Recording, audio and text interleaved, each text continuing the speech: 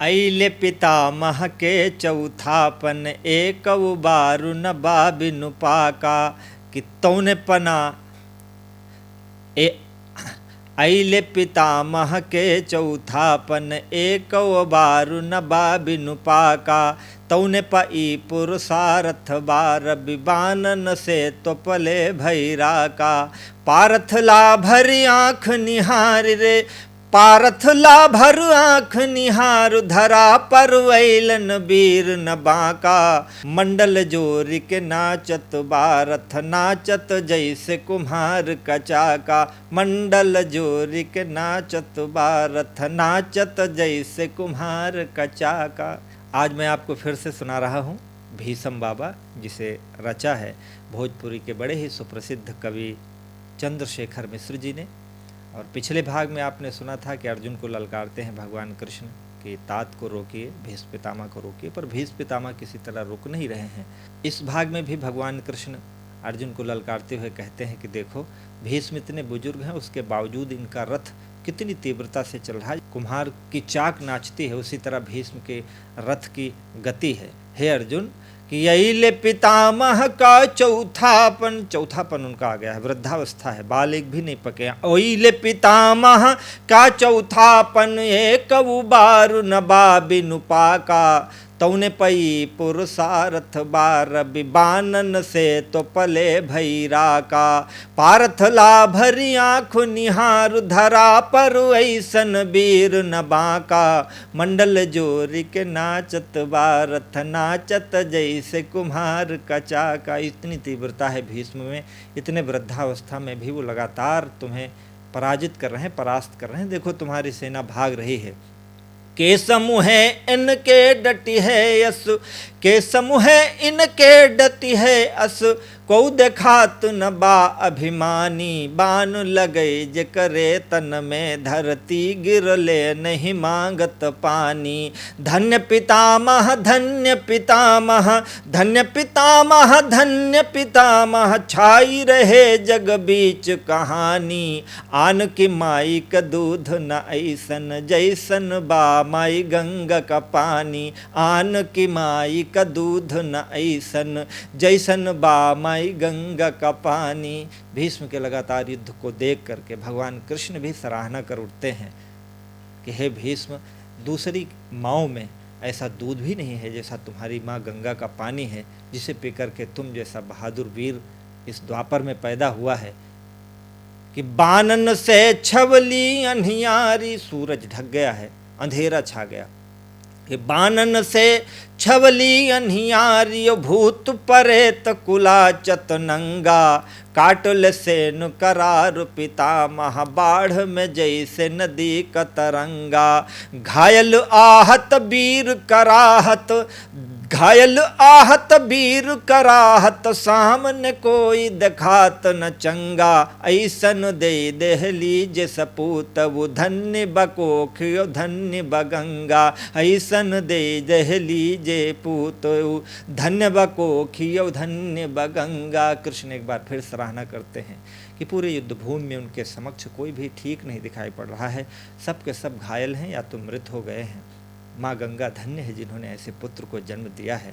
पारथ ई महाभारत तू ही सम्हारा मैं रहबै बस साथे काली जो हो तो पानी में नाथित लोह में डूब इनाग के नाथे। कहा कि कालिया नाग होता तो मैं पानी में कूदकर उसको नाथ देता, पर इस लहू की नदी में इस विषैले नाग को, इस भयानक नाग को नाथना मेरे वश का नहीं है, मैं भीष्म पितामह को नहीं रोक सकता। पारथ ई महाभारत तू ही सम्हारा मैं रहबै बस साथे और काली जो हो तो तपानी में नाथित लोह में डूबी इनाग के नाथे। औ फिर तात के जो हम मारब औ फिर तात के जो हम मारब भारी कलंक लगे मोरे माथे। लोग इह लिखी हैं इतिहास में नाहक वृद्ध मरा मोरे हाथे।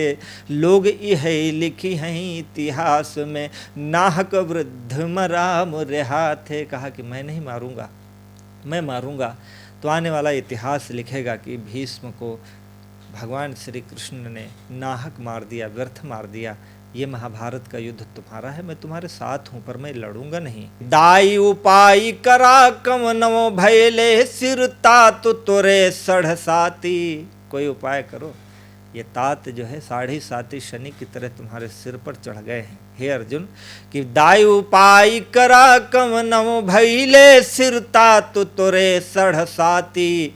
नाही तो आज बुझे कुरुखेत में पांडु के वंश के पांचऊ बाती। कि भैलनु आपन प्राण पहाड़ तो भैलनु आपन प्राण पहाड़ तो कैसे बचाई मैं कुंती कथाती। तात कबान सहात नबा मनई हम नाम बज्जर छाती। तात कबान सहात नबा मनई हम नाम बज्जर छाती। कहा कि कोई उपाय करो इन्हें रोकने का।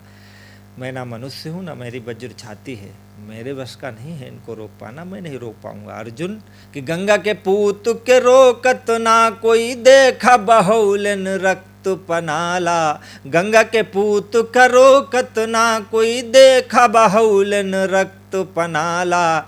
युद्ध अनेकन में कैली पर ऐसन ना कभी झेल कसाला। एकव अंग बचा नहीं पारथ एकव अंग बचा नहीं पारथ। तात कबान चुभई जस भाला। हाथ से छूटत बाबल गा अब ना हमसे रथ हाकल जाला। हाथ से छूटत बाबल गा अब ना हमसे रथ हाकत जाला। अर्जुन, किसी तरह तात को रोको। मैंने बहुत सारे युद्ध किए पर ऐसा युद्ध मैंने पहली बार देखा है। मेरे अंग सारे घायल हो चुके हैं और मुझसे अब रथ भी हाँका नहीं जा रहा है। मेरे हाथों से अश्व की वल्गा लगाम छूटने वाली है। हे अर्जुन, कि बादर भैलन युद्ध में भीषम पारथ तू बन गईल बतासा। वो बादल हो गए हैं और तुम बतासा हो गए हो। हे अर्जुन, कि बादर भैलन युद्ध में भीषम पारथ तू बन गईल बतासा। और जाई युधिष्ठिर से कहिदा कहीं कोने में जाई के खेलई पासा। पौत्र पितामह कई रिश्ता ले पौत्र पितामह कई रिश्ता ले तूफन लारन बीच तमाशा। और जो हत रक्त दुशासन कै बहिनी मुर बैठ लगाई के आशा। जो हत रक्त दुशासन कै बहिनी मोर बैठ लगाई के आशा। भगवान श्री कृष्ण अर्जुन को ललकारते हैं कि जाकर युधिष्ठिर से कह दो कि कहीं कोने में जाकर पासा खेलें। मेरी बहन दुशासन के रक्त की प्यास लिए हुए बैठी है और तुम इस सामान्य सा युद्ध कर रहे हो। वो बादल की तरह छाते जा रहे हैं और तुम बतासे की तरह बिल्कुल कोमल हो रहे हो। कि ना रुकबा बढ़ के इनके और ना रुकबा बढ़ के इनके बुढ़वा यदि ऐसे बान चलाए। लोहन के नदिया बई जई हैं जो वैसे लाश पे लाश बिछाए। तो फिर युद्ध से भागल सैनिक तो फिर युद्ध से भागल सैनिक निश्चय देश विदेश सिधाए। जे उबरे यही काल से पारथ ते फिर काल न जूझ में आए। ते फिर काल न जूझ में आए। जे उबरे यही काल से पारथ ते फिर काल न जूझ में आए। हे अर्जुन, किसी तरह रोको वरना तुम्हारे सैनिक भागकर देश विदेश में नौकरी कर लेंगे। जो आज का युद्ध देख रहे हैं वो काल वैसे भी युद्ध में नहीं आएंगे। ये प्रहार भीष्म का देख करके, भीष्म की ये लड़ाई देख करके। हे अर्जुन, कि युद्ध निमंत्रण ले अइला सुवलई रही जाए तो जागित नाही। युद्ध का मुझे निमंत्रण मिला था, मैं सोता रहता अगर मुझे पता होता कि ये युद्ध में ये दशा होने वाली है। कि युद्ध निमंत्रण ले अइला सुवलई रही जाए तो जागित नाही। हे अर्जुन, जब तुम युद्ध का निमंत्रण लेके आए थे तो मैं सो रहा था और मैं जानता कि ये दशा होगी तो मैं सोता ही रहता, जागता ही नहीं तुम्हारे निमंत्रण पर। कि युद्ध निमंत्रण ले अइला सुवलई रही जाए तो जागित नाही। मूदल ही रहतई अखिया तोहरी उरिया उठिता कितनाही। तात का औप्रण मोर लड़े यदि जानित जूझ में झांकत नाही। तात के औप्रण मोर लड़े यदि जानित जूझ में झांकत नाही। और जो तो है आनत जानित पारथ, भारत में रथ हाँ कितना ही। जो तो है आरत जानत पारथ, भारत में रथ हाँ कितना ही। जब महाभारत का युद्ध शुरू हुआ था तो दुर्योधन और अर्जुन दोनों गए थे भगवान श्री कृष्ण से सहायता के लिए। तो दोनों की सहायता उन्होंने की, पार्थ की ओर उन्होंने स्वयं रहना स्वीकार किया और 18 अक्षौहिणी सेना अपनी दुर्योधन के साथ लड़ने के लिए दे दी। भगवान कृष्ण कहते हैं, अगर मैं जानता कि मेरा और भीष्म का प्रण युद्ध में टकराएगा तो मैं बिल्कुल नहीं आता इस युद्ध में, मैं सोता रहता, आंखें मूंदे रहता, मैं तुम्हारी ओर देखता भी नहीं। लेकिन हे अर्जुन, ना तो हसे हम चाहत बाटी की धरती ओ आकाश उलाटा। तुमसे ये नहीं कह रहा हूँ कि धरती आकाश पलट दो, लेकिन कुछ तो करो कि ना तो हसे हम चाहत बाटी की धरती आकाश उलाटा। अश्वन के तनि राह बनई कम से कम भीष्म के बान तछाटा। बादर बानन के छवले अरे बादर बानन के छवले बिजुरी बन के तनि बीच में फाटा। बा अजुवई भर के प्रणतात का कौन प्रकार से ई दिन काटा। बा अजुवई भर के प्रणतात का कौन प्रकार से ई दिन काटा। कहा कि मैं तुमसे ये नहीं कह रहा हूँ धरती आकाश उलट दो, लेकिन अश्वों को चलने के लिए, घोड़ों को चलने के लिए कम से कम भीष्म पितामह द्वारा जो बाण छा दिए गए हैं उनको तो हटा दो। किसी तरह थोड़ा तो रथ आगे बढ़ने का प्रयास करो। आज भर का प्रण है, किसी तरह आज दिन बचा ले जाओ। आज ही दिन तक प्रण है, शाम को युद्ध बंद हो जाएगा और कल फिर निर्णय हो जाएगा। बाट अभी रवि ठीक कपार पे, अभी सर पर, ठीक सर पर सूरज दिखाई पड़ रहा है। बाट अभी रवि ठीक कपार पे भैलन छोटी सबई पर छाही। और नीर की ओर उड़ई चिरई नहीं नानभ में बकपाति दिखाही। ना अस्तांचल भैलन लाल, हाँ ना अस्तांचल भैलन लाल कपाट आपन खोलत नाही। सांझत जैसे पराइल बाकत सूरज भी तन डोलत नाही। कहा कि हे अर्जुन, ठीक ऊपर सूरज चमक रहा है, परछाइयाँ भी नहीं छोटी पड़ रही हैं, ना ही अस्तांचल का द्वार खुल रहा है और ना ही संध्या होने का कोई चिन्ह दिखाई पड़ रहा है। और इतना प्रलय पूर्वक युद्ध कर रहे हैं भीष्म कि मुझे नहीं लगता कि शाम तक हम दोनों बच पाएंगे, इसलिए कुछ तो उपाय करो।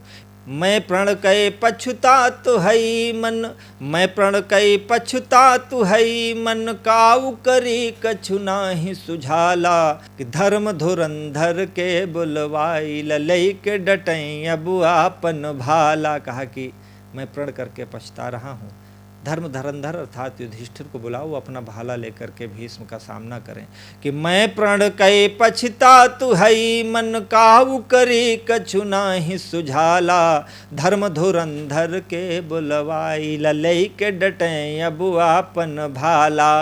राउर पौरुष बा कहाँ पारथ, राउर पौरुष बा कहाँ पारथ, बीरन का मिट गईल देवाला। युद्ध अभी कुल बाकी पड़ा, सुरवई में पड़े तो है प्राण के लाला। युद्ध अभी कुल बाकी पड़ा, सुरवई में पड़े तो ही प्राण के लाला। कहा कि प्राणों के लाले पड़ रहे हैं, युद्ध तो अभी शुरू हुआ है। युधिष्ठिर को बुलाओ, वो रोके, मैं तो पछता रहा हूँ प्रण करके, और मैं युद्ध भूमि में आके पछता रहा हूँ। कि पांचों जने मिल रोकायन है, कि पांचों जने मिली रोकायन है, नहीं तो महाभारत आगे न हुई है। राजू पाठक का गिनती कुल सोच सोचाई धरी रही जई हैं। रूखर के सुरहे रुख रहीना, कि रूखर के सुरही रुख रहीन, दुशासन के अब लोह पोतई हैं। बेनी खुली रही हैं जिंदगी भर, द्रौपदी के नहीं बारू बनई हैं। कहा कि अपने चारों भाइयों को बुलाओ और पांचों लोग मिलकर के इन भीष्म पितामह का सामना करो, अन्यथा इन्हें रोका नहीं जा सकता है। इस युद्ध में सब मारे जाएंगे और द्रौपदी के बाल वैसे ही खुले के खुले रह जाएंगे, इसलिए कुछ न कुछ उपाय करो हे पार्थ। ये छंद आपको कैसा लगा? ये भीष्म बाबा का 9वां भाग था जिसे मैं आपको सुना रहा हूँ। आगे आप हमारे चैनल से जुड़े रहिएगा, समय मिलते ही मैं आपको पूरी कथा सुनाऊंगा। नमस्कार, जय राम जी की जय अवधि।